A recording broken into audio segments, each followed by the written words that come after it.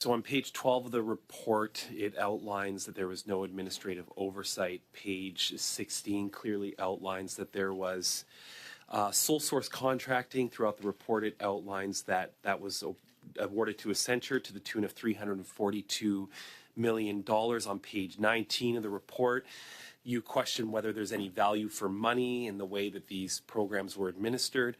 On page 20, you outline that EDC did not assess the reasonableness of contracts. It did not verify invoices.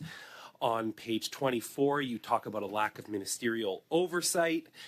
On page 18, you take the bold step of stating that a Crown corporation was in conflict of interest over a program it administered on behalf of the Government of Canada. That's not stated every day by the Auditor General.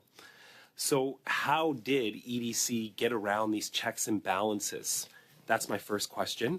And my second question is relates to the response on page 45, where EDC states, in contravention of your recommendation, that EDC is responsible for providing oversight of the administrative expenses of the CEBA program.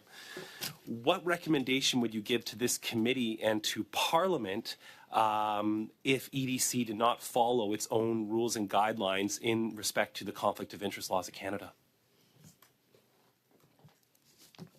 So there's a lot in your question. I think I would sum it up by saying what you're highlighting is what I'll call an accountability void. When a program was given to a Crown corporation, recognizing that a Crown corporation is supposed to remain at arm's length from the Government of Canada, it meant that the departments who were providing direction needed to exercise better oversight.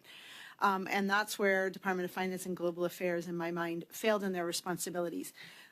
When you have this accountability void where roles and responsibilities aren't clear, what the outcome is for me is that no one was keeping an eye on the costs, that there were poor management decisions about contracts that didn't go challenged, but also no spending limits. And that's why we concluded that, that while the program met its objectives of getting funding quickly to businesses, the value for money was compromised by the extreme poor contract management by Export Development Canada, but also the lack of oversight by the two departments that should have been providing it.